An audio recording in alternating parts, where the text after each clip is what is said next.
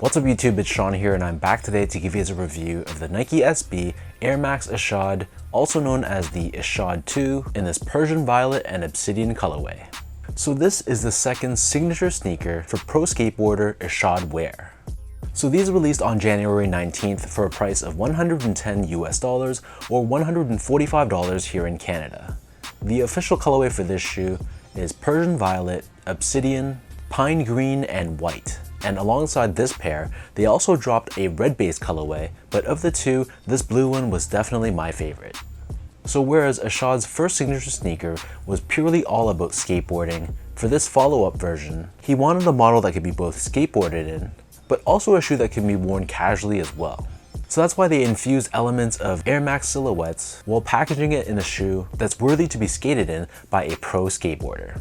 So I'm by no means a skateboarder, so this review is strictly coming from a casual use perspective. So if you're looking for an in-depth skateboarding review, I'm sure there's tons of channels on YouTube that have you covered. So jumping right into the details, starting things off with the toe box, you'll see that this upper layer, this is covered in this smooth white leather, and we have these 6 diagonal slits, which theoretically are there to help with ventilation. Surrounding the front toe cap, we have this off-white or beige colored suede, and you'll see how the edges of the suede are turned and stitched, so you don't see the raw edges of the suede itself, and this is there to help with the durability of the toe box. Covering the eyelids, we have this dark blue colored suede, and on the lateral side we have Ishod Wair branding, and this is embroidered in white. Underneath this on the quarter panel, we have this layer of mesh which helps with the breathability of the shoe, and then stitched on top of this we have this 3D Nike swoosh, which is done in this iridescent finish, and it's surrounded by this thick purple colored stitching. Underneath this, you'll see that suede that we saw on the toe box. This wraps around the entire bottom half of the shoe, and that blue suede on the eyelets, this also loops towards the back as well.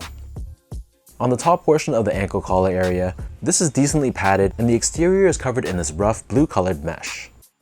And then on the bottom of the heel, we have another suede overlay, and we have Nike SB branding embroidered in green, and the suede itself loops around, forming a heel pull tab, which helps you put on and take off the shoe a little bit easier.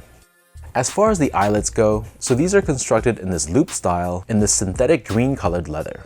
But if you look at the interior of the shoe, you'll see how the eyelets are essentially shaped in these long strips and they extend all the way to the bottom of the shoe. So when you tighten up the laces, you're really securing your foot to the footbed of the sneaker itself. As far as the laces go, so these only come with one lace option and they're an oval shaped lace done in this dark blue color.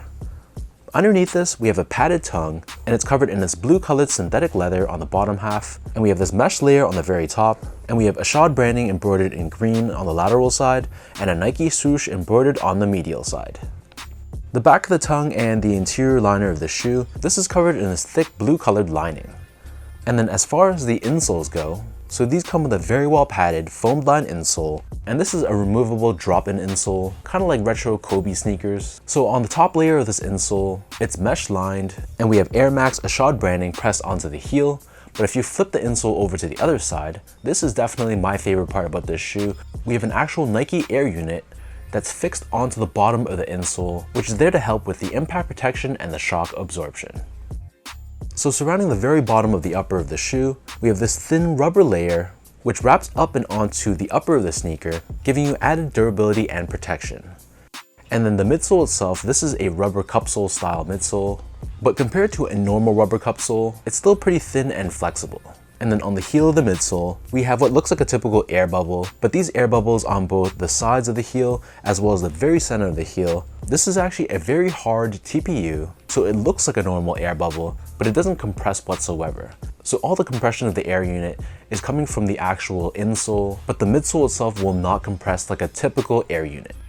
Turning the shoe over to the bottom, so the outsole here is constructed out of a green colored rubber, which looks like it's Nike grind or a recycled rubber.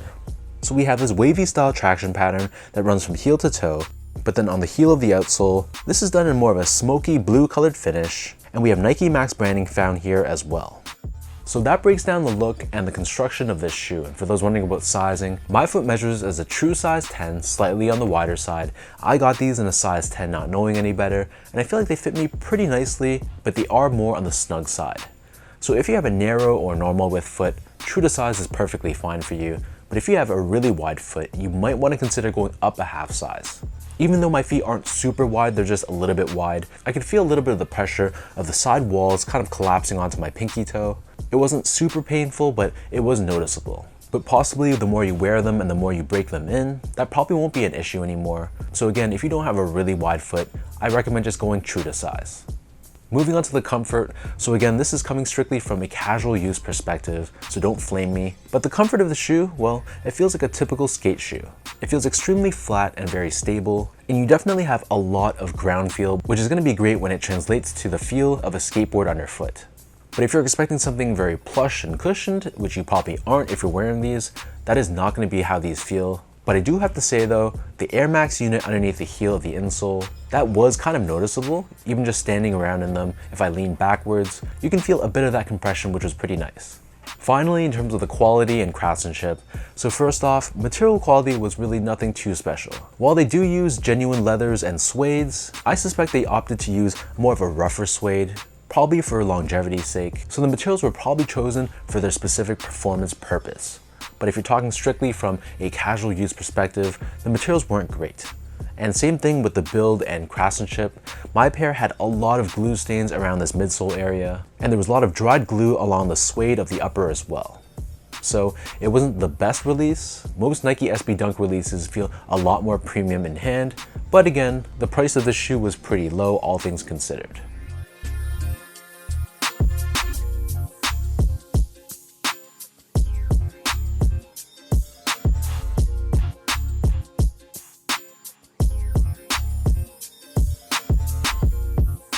So with all that out of the way now, let me toss these on feet, I'll lace them up for you, and I'll show you guys how these look.